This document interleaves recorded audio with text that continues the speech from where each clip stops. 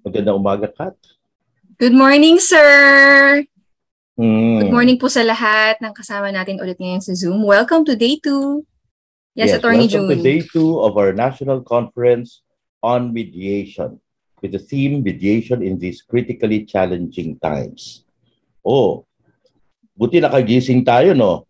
Sa sobrang exhaustive, no, na discussions yesterday.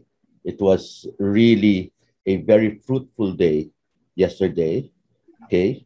Anong natatandaan mo sa pinag-usapan natin kahapon, Kat? Actually, sir, ang dami natin pinag-usapan kahapon. And so I think if we can ask our audience sana also kung ano po yung thoughts nila or baka may gusto silang i-share na feedback tungkol sa experience nila yesterday. Can we do that, Attorney June? Yes, please. What we should do is are we ready for our first session today? Nandito na ba si Professor Wala pa, sir. Wala pa. So while we're waiting for her, probably we should ask for Kat, we opened with a very beautiful number or a couple of numbers from our guest singer. Sino siya? Si Miss Maan Chua, sir. She's a singer. She's a performer and composer from Davao. She usually writes songs about the beauty of Mindanao, culture, nature, and other social issues. So she's been performing po in local, national, and international events since 2001. At may I correct myself, Professor Ferrer po pala is here. She just notified me. Hi, ma'am. Good morning po. Good morning, ma'am. Yes. Okay. So that was very good, no? Numbers to set the tone for today's discussions, and we're about ready to start this day's sessions with our first segment. Can you introduce our speaker now? All right. Our keynote speaker. Okay, magsisimula na po tayo. All right. It is my honor to introduce our third keynote speaker, who will be talking about the philosophical aspects of alternative dispute resolution. Professor Miriam Coronel-Ferrer is the former chief negotiator of the Philippine government panel on the peace talks with the Moro Islamic Liberation Front during the second Aquino administration. She is hailed as the first female negotiator to sign a final peace accord with the rebel group. She was also a member of the United Nations standby team of senior mediators, during which she provided mediation support to UN missions in various countries from 2018 to 2021. Ladies and gentlemen, please all welcome Professor Miriam Coronel-Ferrer. Hi, ma'am. Good morning. Good morning. Magandang umaga rin sa ating mga participants. Nakadalaw ko kahapon at napakaganda nga, totoo yung sinabi ni June, napakaganda yung naging diskusyon at marami rin akong natututunan. Pero sa ngayon, yung inassign yung topic sa akin ay medyo abstract, di ba? Kasi ang sinabi nyo, philosophical aspects of alternative dispute resolution. Ito yung challenge nyo sa akin. Medyo mabigat ito. So baka pwedeng medyo ibaba natin ang expectations natin. To begin with, no, syempre yung pag sinabi natin philosophy requires yung self-awareness or self-consciousness, a consciousness of itself.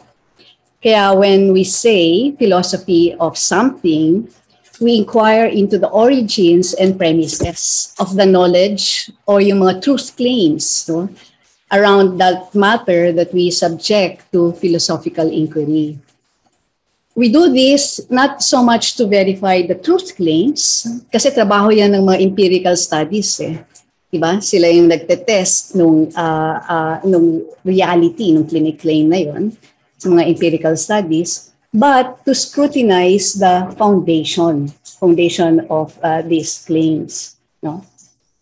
So, ito yung gagawin natin, no? Baka hindi na nga masyadong original lang marami kong sasabihin dito, lalo na since most of you have been long-time practitioners, even theorizers in the field of ADR. But in any case, kung titignan natin, no, mag-umpisa tayo dun sa tinatawag na set of the system called Alternative Dispute Resolution or ADR. According to the literature, sa maraming mga nasulat kaugnay nito, it may take the form of mediation, arbitration, and conciliation. So I will not go into these typologies, and I'm sure you are all familiar with these three, the distinction and yung porous boundaries, yung pagkakaiba at saka similarities nitong tatlo. Ang mas titignan natin yung terminology na ADR in capital letters that has been used to capture these practices.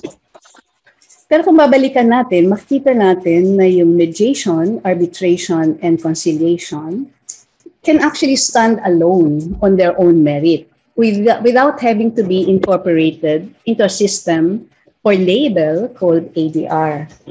Human societies from ancient times, prior to the advent of the modern nation states with its bureaucracies, practice some form of dispute resolution. Disputes are endemic in any group and intergroup setting.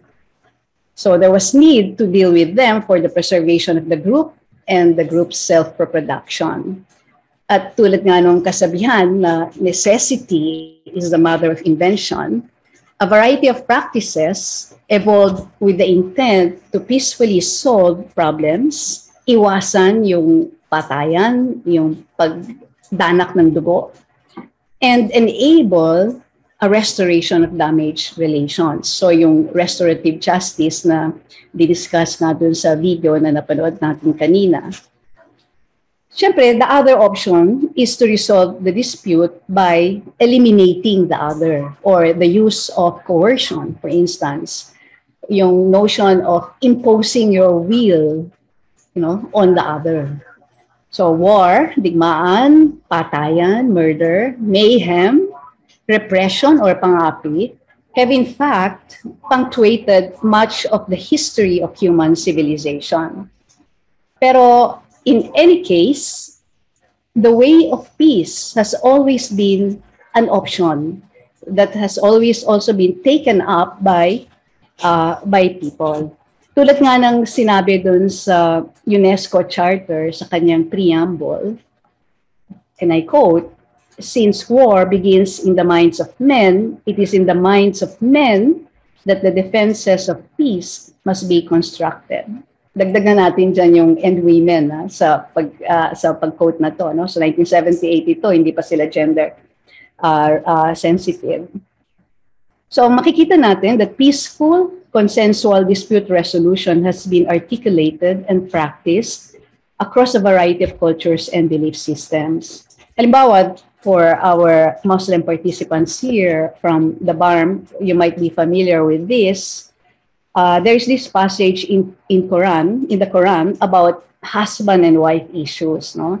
Ang sabi dito, if you fear a breach between the two, appoint arbiters, one from his family, the other from hers. So yung question na yung partisanship, pero kung isa sila, medyo masasolve yung magkakaroon ka ng a certain kind of neutrality which is often associated with mediation, although neutrality itself is also contested in other contexts.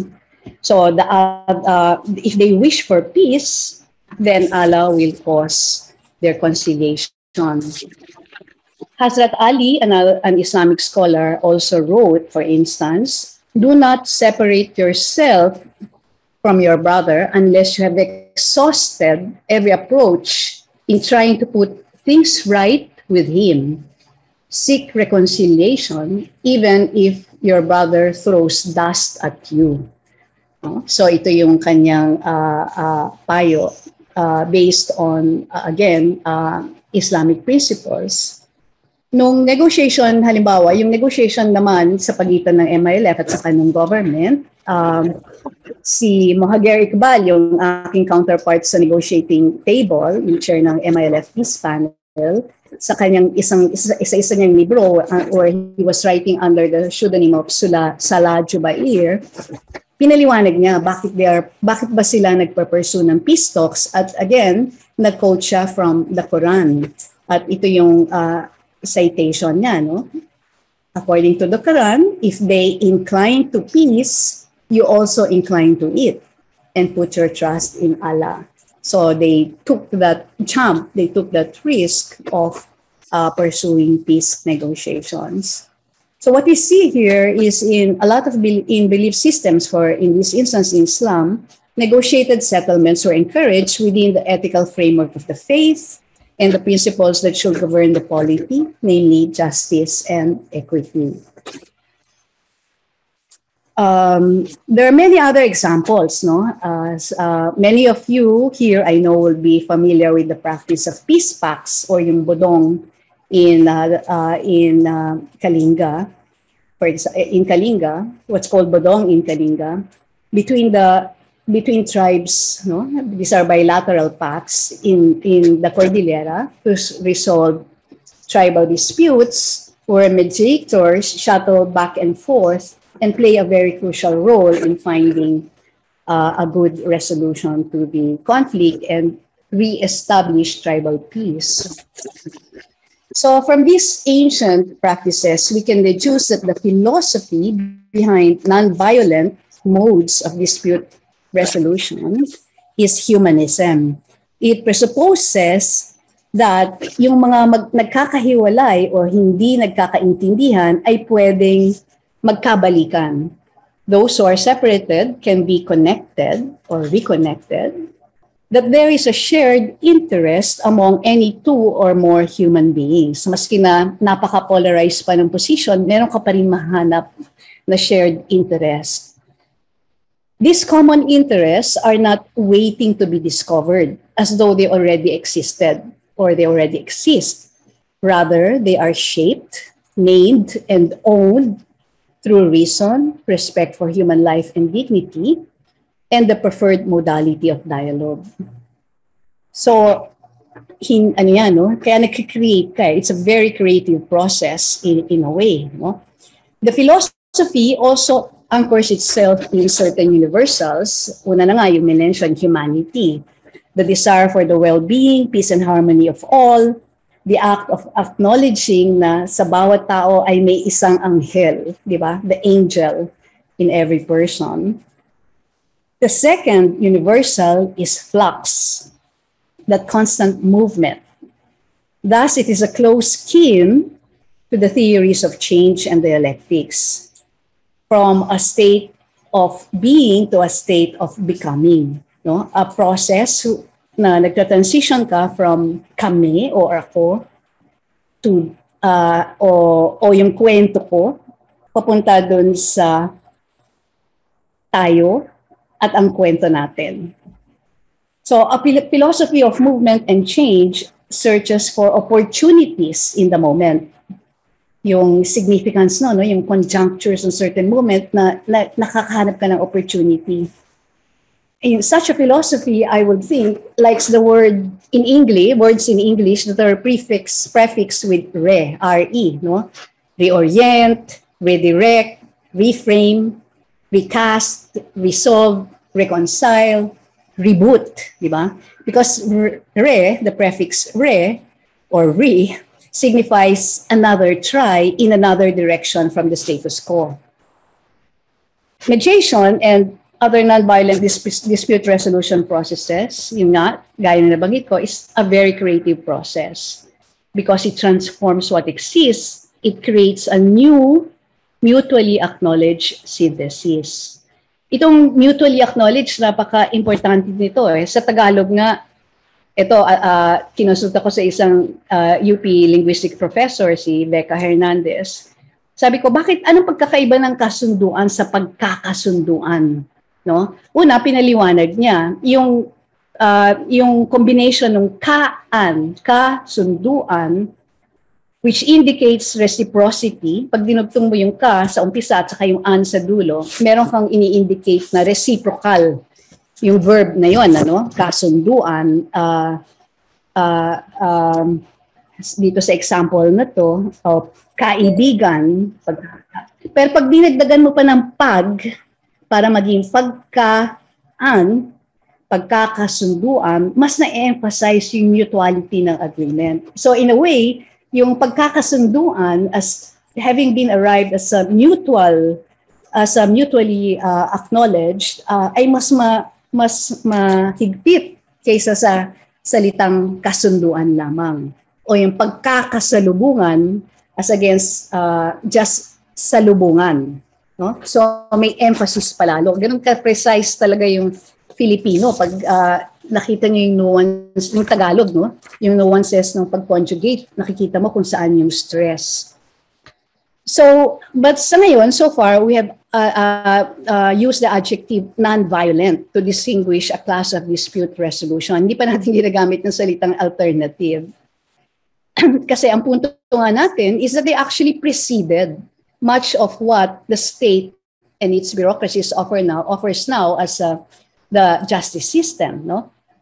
Such practices existed long before, no? So, punta naman natin yung salitang alternative. So, again, alternative is a relational concept. Pag sinabi mong alternative, actually halos sa lahat ng bagay relational because they only exist because they are perceived, no? Sa isang philosophy.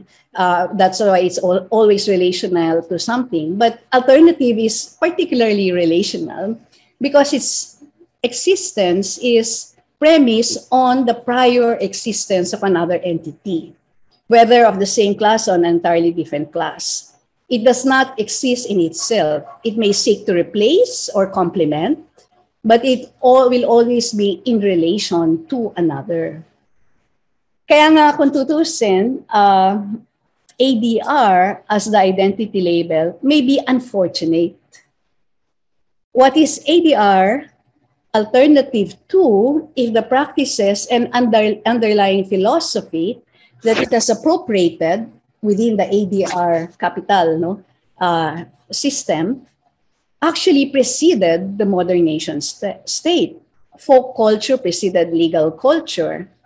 So lumping these practices, conciliation, mediation, arbitration, all together in a system called alternative, is thus can be considered a misrepresentation of the originality of localized, customary, non-violent dispute resolution mechanisms. Moreover, in a lot of societies, private dispute resolution is often the first option. Yung korte, the last recourse. No? So in that sense, the courts are the alternative. So again, in Islam, there is that person called muslihun or the dispute resolver, yung linalapitan para magkaroon ng negotiation at mag-arrive at a compromise settlement and reconciliations. Pag hindi may isa pang party na hindi na-satisfied dun sa naging process na yon, pwede siyang pumunta sa korte, sa Sharia court. Pero kailangan, halimbawa, sabihin niya, kailangan i-declare niya na dumaan na ito sa isang proseso, a settlement process guided by the Muslimun. No? So in India, we have what's called Lok Adalat, which is the people's court, where people go to settle disputes, quote unquote, out of court, no? Ironically, out of court again references the court as the standard, no? Kaya out of court. In China, sinasabi, ADR is mainstream, while the law or courts called FA are the alternative. So according to one author, the preference for mediation law, or called law, is bound to Confucian ethics of propriety, where harmonious relations and long-term stability of society are the end goals. Apparently, among the Jews, meron din something similar and based on the Old Testament injunction to engage, not to engage, for any Jew not to engage in any legal action in a non-Jewish court. Meron silang mediation called pishara, which is the preferred option over strict law. Again, pishara means compromise, settlement, mediation, a judgment of peace, compassion, fairness, and righteousness. So we know that ADR was the term used because it was responding to an inadequacies in the modern nation state, no? Notably, its failure to deliver the necessary public goods. Ano ba yung public goods na dapat i-deliver ng isang state? Peace, security, justice, no? Ito yung napaka-important na public goods. So yung ADR, dahil may inadequacy dyan, nabuhay siya ulit. Nabuhay siya as ADR, a response to these inadequacies. Thus, it's being an alternative is again reference to the modern nation states. The reference is the dominant norm or hegemonic norm of a sovereign state with its laws, formal courts, and judiciary, often drawing roots from Western or European legal traditions, especially mga post-colonial states, kasi nauna nang in-introduce ng colonialism sa kanila itong traditions na to, itong legal traditions na to. No? Kaya nga yung alternative dispute resolution emerged from a context of something that is deemed probably insufficient, incomplete, in other cases, a cause of disillusion in the court system, something that's perceived as not trustworthy, inaccessible, dysfunctional, and worse, alienating. No? Halimbawa, sa lengguwaheng ginagamit, nakaka-alienate talaga kung hindi naman yung lengguwahe ang first language mo. So it is in this sense that ADR has been considered a social movement, no? So may reference, nagre-reference sa ADR, in fact, as a social movement because it's arising from something that it wants to change, no? And it developed its own momentum. So ADR, as institutionalized, however, has lost some of its radical edge. It did not emerge in direct oppositional terms with which is alternative to, but for most parts, nakaposition siya in a subsidiary or supplementary role. No? So, unfortunately, ADR also often locates itself in this binary. Ano yung binary na to? Informal and informal. Formal yung courts, informal yung ADR. Public state, public laws, as against private, no? Pinagkasunduan sa privately. Such dichotomization reinforces inequality in standing or stature, where yung preferred option is the formal and the public institutions. And the trajectory, the vision of human civilization is largely founded on the concept of modernization, mostly drawn from, modernization as the ideal, mostly drawn from Western models. No? Kaya parang ang nangyayari, yung modern nation state has become the beginning and the end of history. So, yung tanong natin, kaugnay nito, is it the case, therefore, that when we strengthen the state's capacity to deliver justice, to institute peace and order, or peace and security, including human security, then the less we need ADR. Kasi kung ganun na yung pinag-uumpisahan nito, pag nadi-deliver naman pala ng state, baka hindi man na kailangan ng ADR. But maybe not, di ba? Hindi naman siguro ganun. As such, the more progressive states, the more forward-looking states have moved toward legal pluralism, acknowledging both secular and faith-based laws, as well as customary laws and justice systems. Halimbawa, sa Bangsamoro Organic Law, naka-codify na yun, yung plural justice system sa loob ng Bangsamoro, acknowledging Sharia courts, the regular national secular courts, plus customary justice system. So it's good, of course, that the state acknowledges the indigenous, that ADR builds on these practices and modernizes this with newly evolved norms and practices. As we can see, for instance, in the barangay justice system, or in the case of the Kalinga, the creation of a supra-tribal Kalinga-Bodong Council, no? Kasi traditionally, yung peace pacts bilateral. Pero yung Kalinga-Bodong Council is a multilateral organization of all the tribes which becomes a mechanism as well for dispute resolution.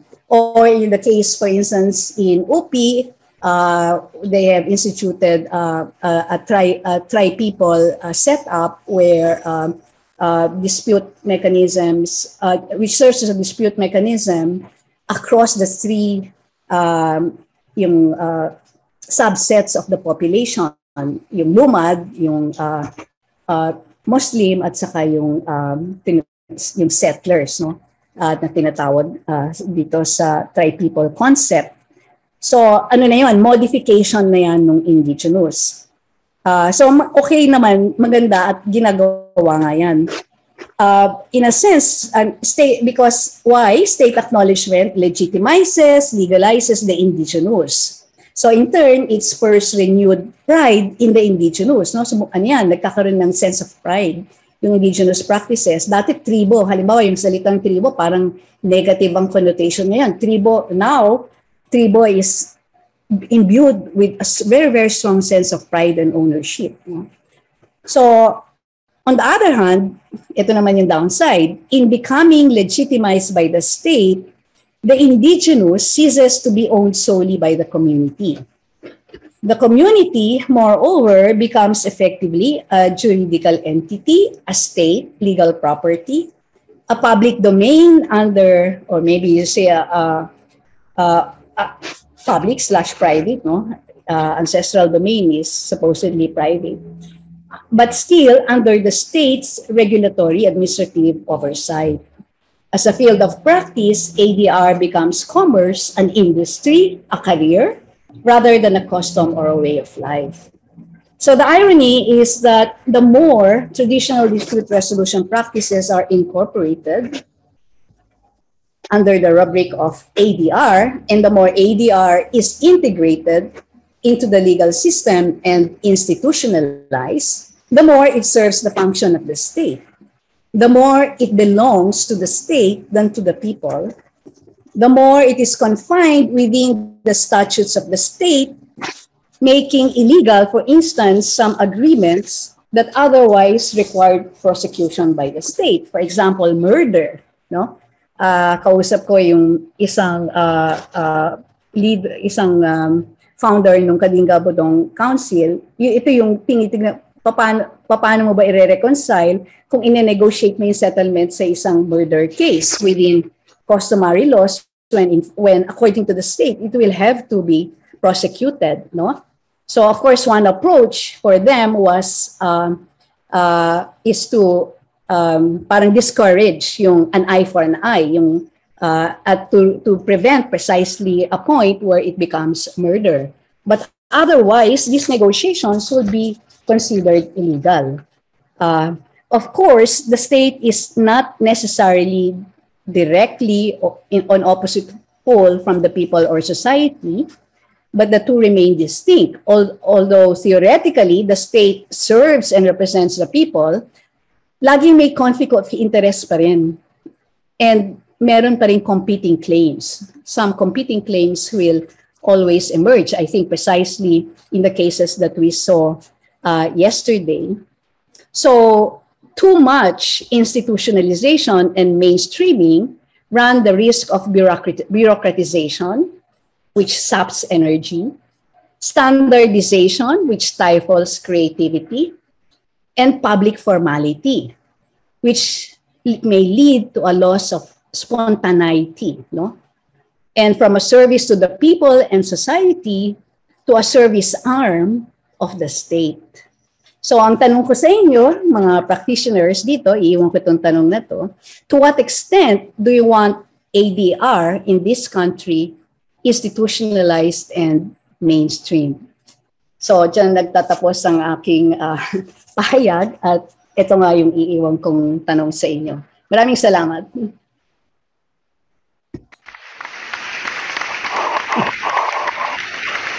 Thank you, Professor Miriam Coronel-Ferrer. Thank you, ma'am. We are now opening the Q&A with Professor Ferrer. But before we begin, may mga lang, Attorney June, akong gustong basahin ng mga comments from our participants. Let me read that. From Mr. Rick Domingo, very nice. The prefix re implies redirection from the status quo. For example, reframe, reorient.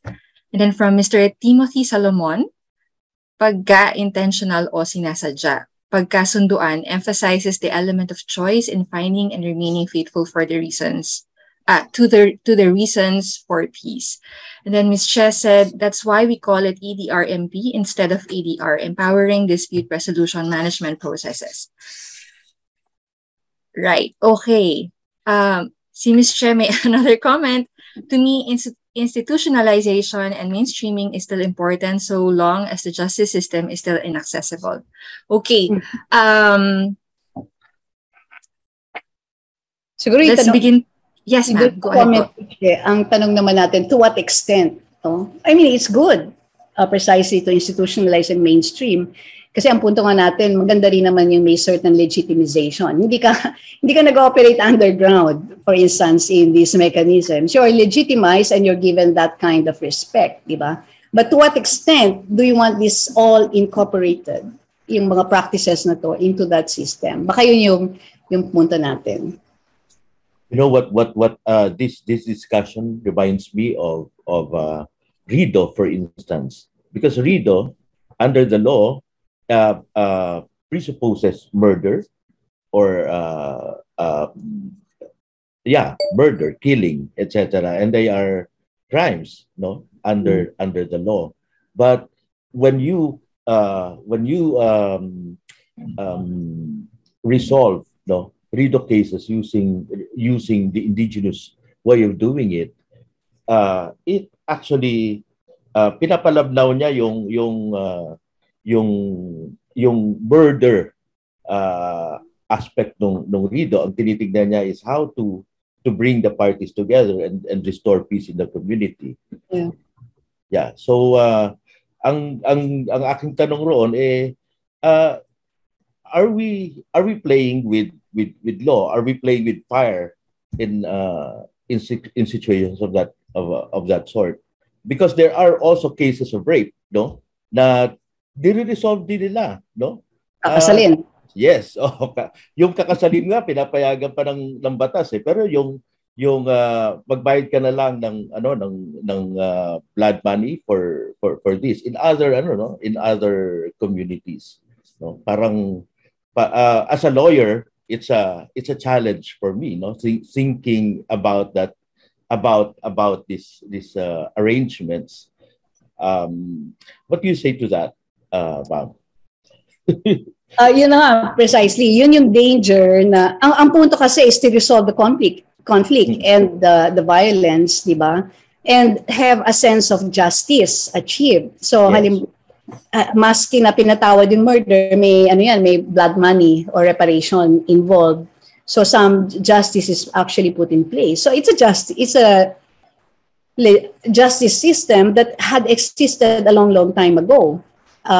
Whether in fact dapat mo i-standardize lahat yan, yung parameters niya to conform with the laws of the land, that's really the big question, Kaya nga yung nakikita ko dito, maganda yung approach nung ibang mga tribal leaders sa Kalinga kasi preventive ang ginagawa nila. Ine-emphasize nila na wag nang gumanti kaagad at ayusin na kaysa magkaroon pa ng additional. But otherwise, the tribal justice system really dito emphasizes kung dapat may kapalit May kapalit talagang isa. May pinatay na isa sa inyo, dapat may kapalit na isa.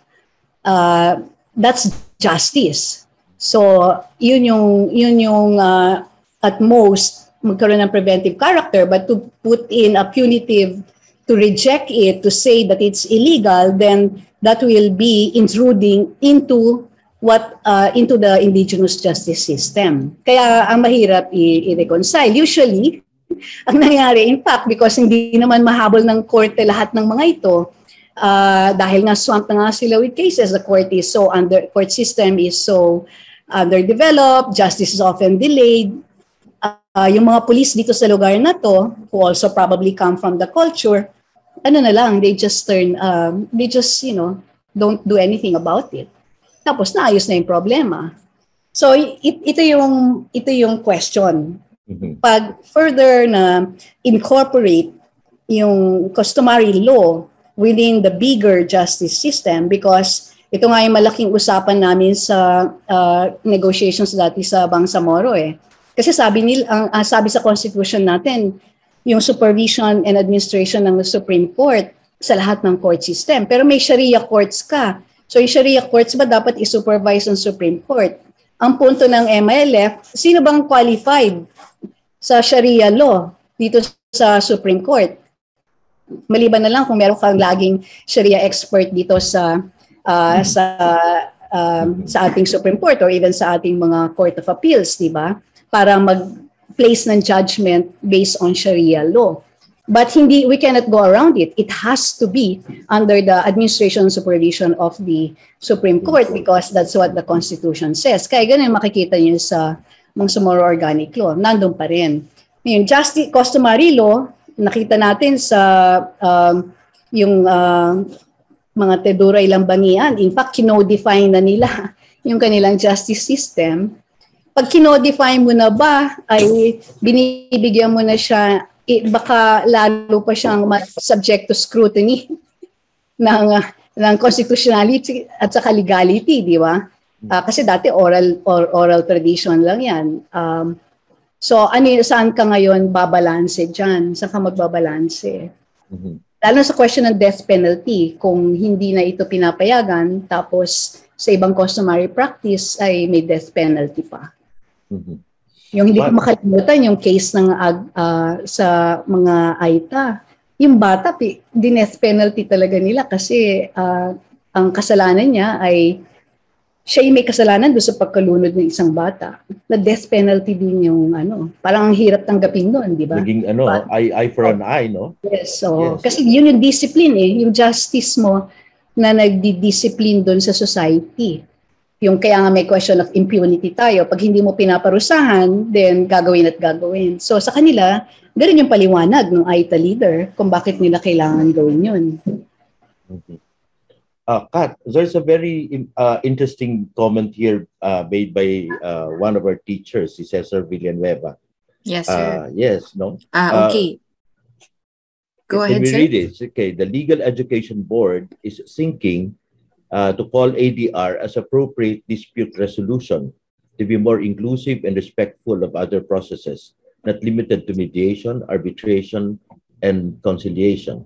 I think that's also related to, and that also brings to mind yung sinabi ni Che kanina na that's why sa MedNet, hindi alternative dispute resolution ang tawag namin. Ang tawag natin ay empowering dispute resolution / management processes. Okay. And Timothy Salomon said, institutionalization of ADR signals that the state recognizes legal pluralism and does not impose state-centric understanding of what justice is. When alternative methods of attaining justice are recognized, it recognizes that the people and communities can achieve justice through their customary and other creative practices. I think that was what the point of Professor Ferrer earlier, no? And then the downside lang yan yung precisely yung ma-subject ka sa scrutiny ng laws, di ba? Kasi na-frame ka na na-constitutionalize ka na nga which is good, like ITRA. Pero at the same time, yung system nag-intrude na pumasok na. So, parang sa IPRA, para sa IPRA, sabi nila, pwede mag-impose ng parusa according to customary laws, pero within humane, humane bounds, no? May mga hindi pwede ang cruel, na which then is a perspective of the law. I mean, ano ba ang cruel? Ano ba yung yung reasonable? These are ang premises dito, syempre yung batas na yung kabatasan natin, no? Kat, si Badet is raising her hand. Yes, mas madali sa akin magsalita kaysa mag-type kasi naka-cellphone. Hello, Ma'am Ie. Yung tanong kanina, to what extent do we institutionalize ADR? Mahalaga yon. Pero bago siguro yun nga yung parang lumalabas ngayon sa usapan. Ano ba talaga yung klase ng ADR? Ano ba talaga yung ADR? O baka mas bagay nga what is appropriate rather than what's alternative. Na sa tingin ko, itong ginagawa ng MedNet na hindi lang nagdi-direct mediation, nagka-capacity building din kami. At sa capacity building, doon namin nakikita, according to each context, iba-ibang approaches na nababagay. So baka mas kasama doon sa pagtatanong ano yung to what extent we will institutionalize is really yung parang learning process of what is really appropriate and tsaka natin sagutin yung to what extent we can institutionalize. And that's what precisely this conference is doing, all our capacity building in MedNet. Kaya sana lahat ng mga ADR groups nakakasama natin dito. At yung OADR mismo din na i-influence natin kasi sila yung government body na gumagawa niyan. So yun lang po yung gusto kong ibahagi. Thank you. So maraming salamat po. Maraming salamat, Professor Ferrer. Thank you.